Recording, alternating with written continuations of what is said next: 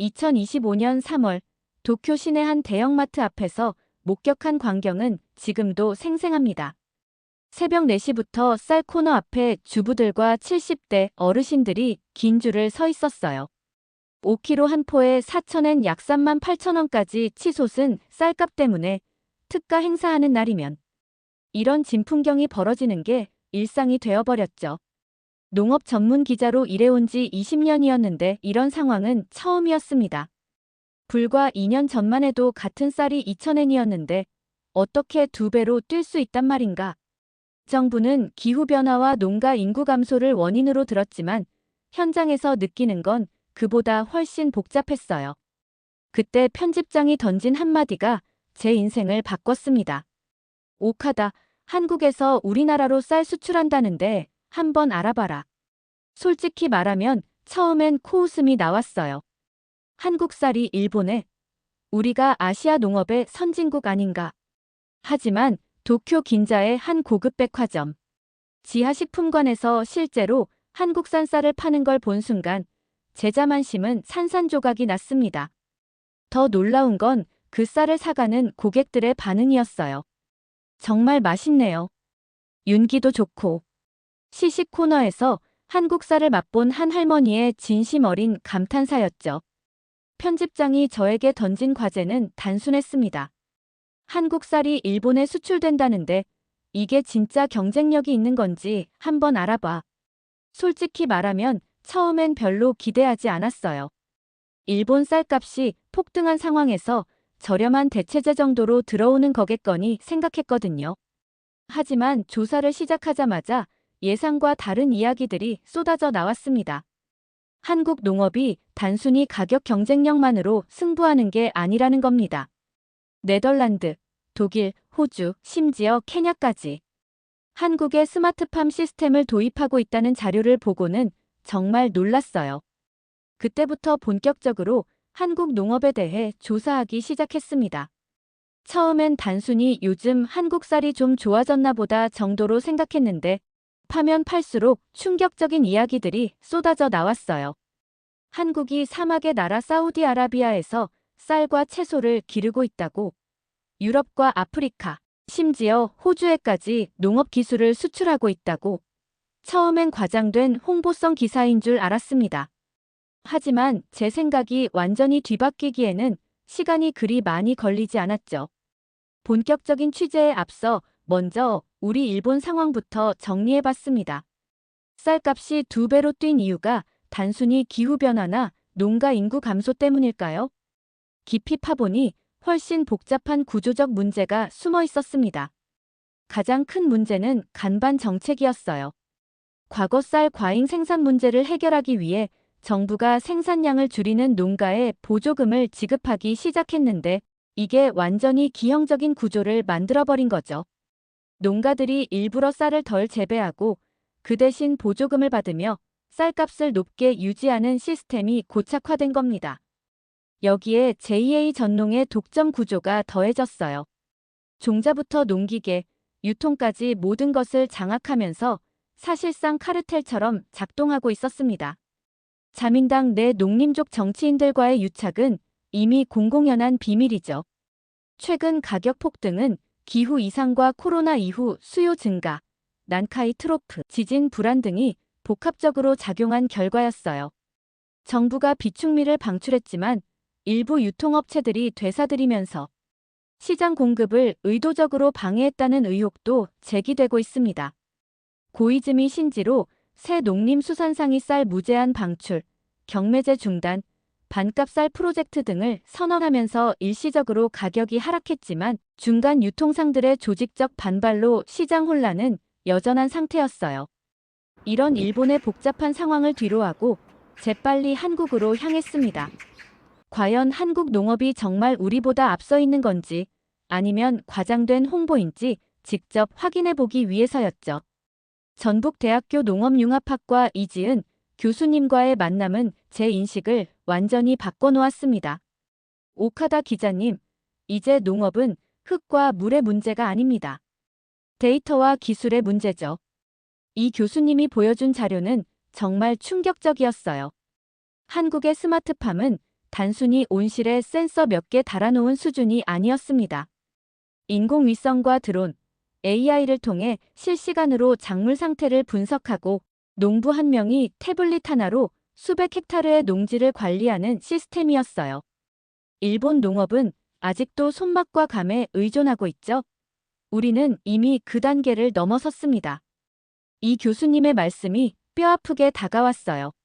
실제로 스마트팜 도입률, 자동화 수준, 생산성 등 모든 면에서 한국이 일본보다 최소 10년 이상 앞서 있다는 데이터를 보여주더군요.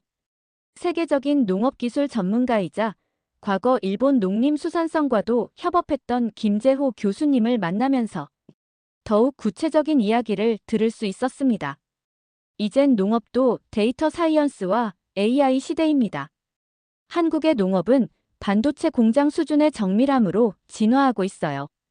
김 교수님의 설명에 따르면 같은 면적에서 한국은 일본보다 3배 이상의 수확량을 올리면서도 품질까지 우수하다는 겁니다. 특히 인상적이었던 건 농업도 K-테크의 영역이라는 표현이었어요.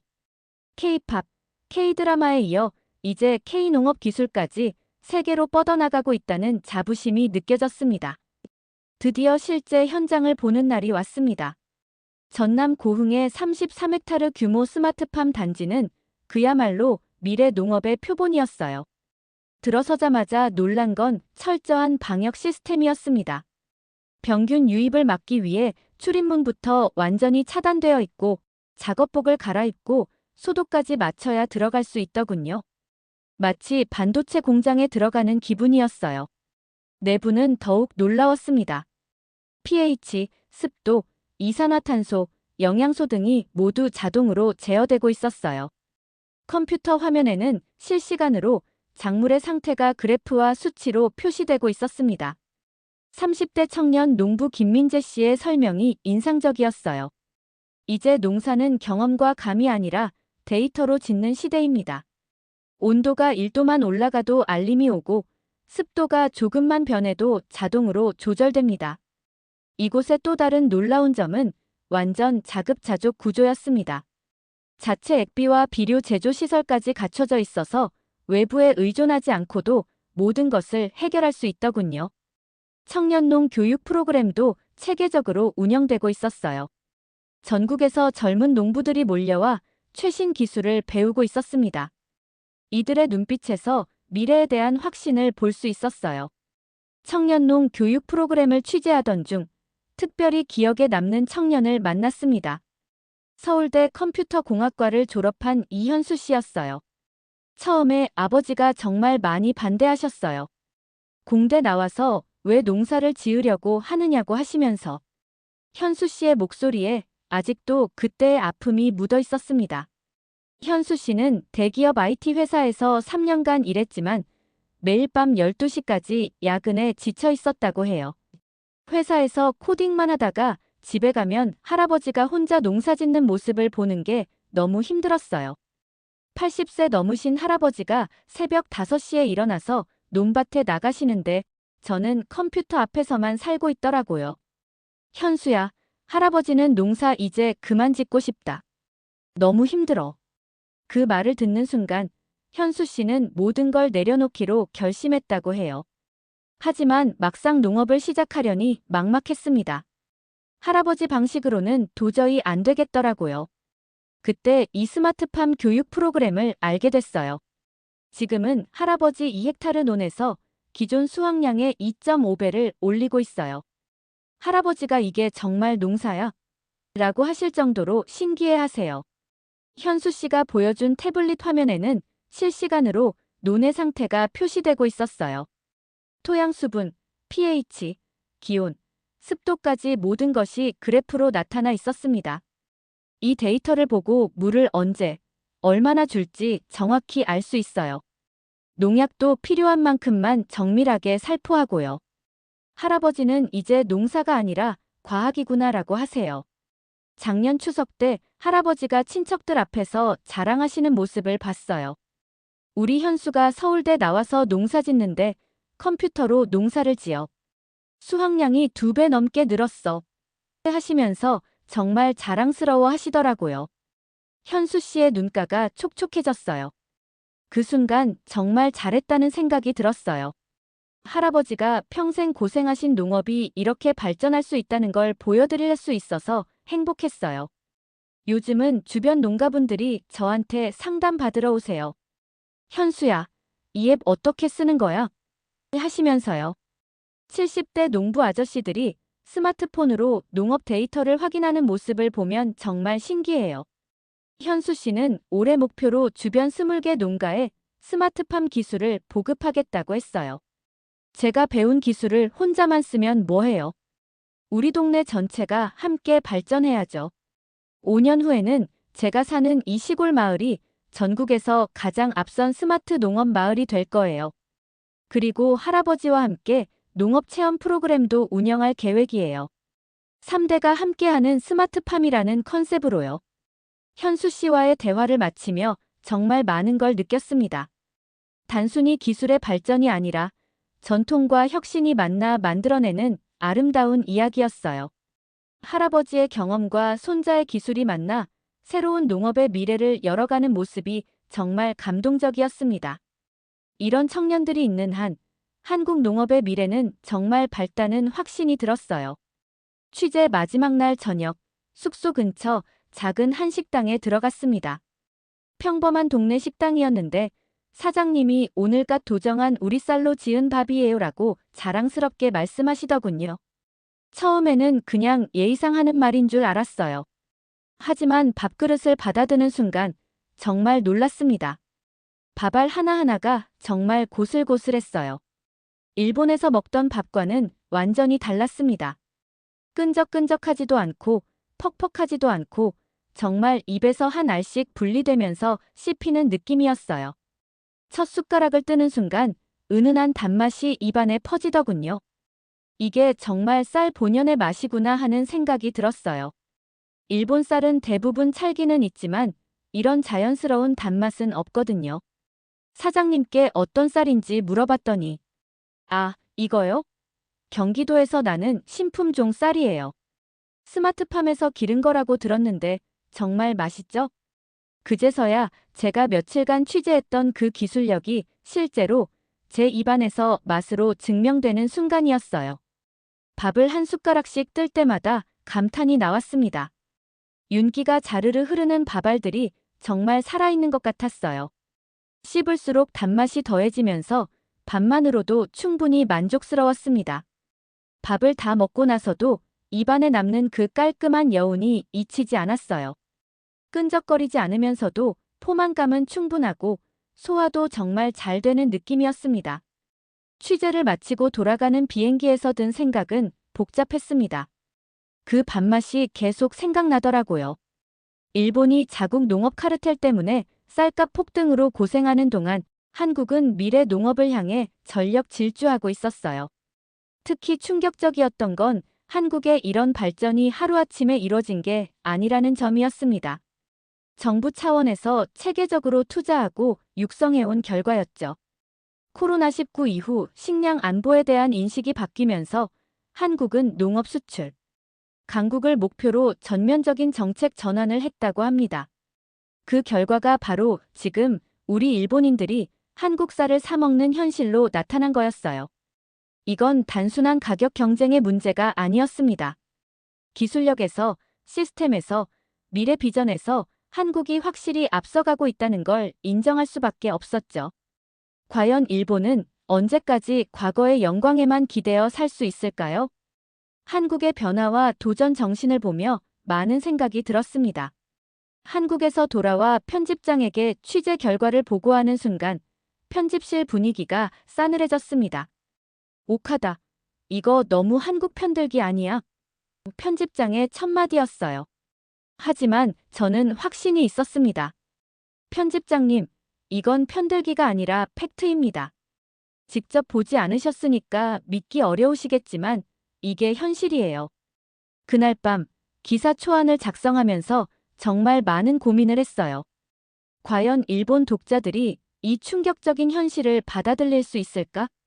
하지만 언론인으로서 진실을 전하는 게 제 의무라고 생각했습니다. 기사가 나간 후 독자들의 반응은 폭발적이었어요. 댓글창이 순식간에 수천 개로 채워졌습니다. 이런 게 진짜 저널리즘이다.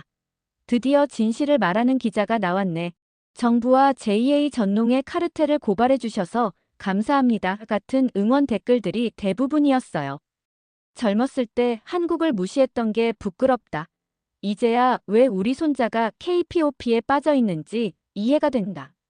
같은 댓글들을 보며 정말 뭉클했어요. 기사 발행 후 예상 못한 현상이 벌어졌습니다. 일본 관광객들 사이에서 한국 농산물, 특히 쌀 구매 열풍이 일기 시작한 거예요.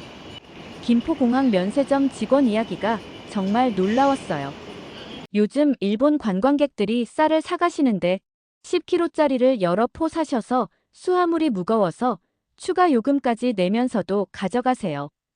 더욱 놀라운 건 명동 롯데백화점 식품관에서 벌어지는 일이었어요. 일본 관광객들이 한국 쌀을 사기 위해 줄을 서는 모습이 일상이 되어버린 거죠. 한 달여간의 후속 취재를 마치며 정말 많은 걸 느꼈습니다. 일본이 과거의 자만심에 빠져 현실을 제대로 보지 못하는 동안 한국은 끊임없이 혁신하고 발전해왔다는 걸 뼈저리게 깨달았어요. 특히 일본 관광객들이 무거운 쌀을 사가는 모습을 보며 이게 단순한 경제 현상이 아니라 시대의 변화를 보여주는 상징적 장면이라는 생각이 들었습니다. 과거 우리 할아버지 세대가 한국에서 쌀을 가져왔다면 이제는 우리가 한국으로 가서 쌀을 사오는 시대가 된 거죠. 하지만 이건 부끄러운 일이 아니라 배울 점이라고 생각해요. 한국의 도전 정신과 혁신 의지를 본받아 일본도 변화해야 한다는 메시지로 받아들여야 하지 않을까요? 최근 한 일본인 블로거가 올린 글이 인상적이었습니다. 한국 쌀로 지은 밥을 먹으며 우리도 변해야겠다는 생각이 듭니다. 음식만 바뀐 게 아니라 마음가짐도 바뀌었어요. 이제 일본도 한국의 농업 혁신을 벤치마킹하려는 움직임이 시작되고 있습니다. 늦었지만 다행입니다. 서로 배우고 발전하는 진정한 동반자 관계로 나아가기를 기대해봅니다. 감사합니다. 시청자 여러분, 오늘의 사연 잘 들으셨나요? 일본 쌀값이 2배로 폭등하면서 일본인들이 한국 쌀을 사 먹기 시작했다는 소식. 한국 쌀이 일본의 첫 수출인데요. 처음엔 단순한 경제 뉴스인 줄 알았는데 그 뒤에 숨겨진 진짜 이야기가 있었네요. 일본 기자가 직접 인정한 우리나라의 놀라운 발전상을 보니까 정말 대한민국 국민으로 태어난 게 자랑스러워요. 과거에는 우리가 당하기만 했는데 이제는 그들이 우리를 배우러 오는 시대가 되었어요. 재미있게 들으셨다면 구독과 좋아요, 소중한 댓글도 부탁드립니다. 오늘도 좋은 하루 되세요. 오늘도 사랑합니다.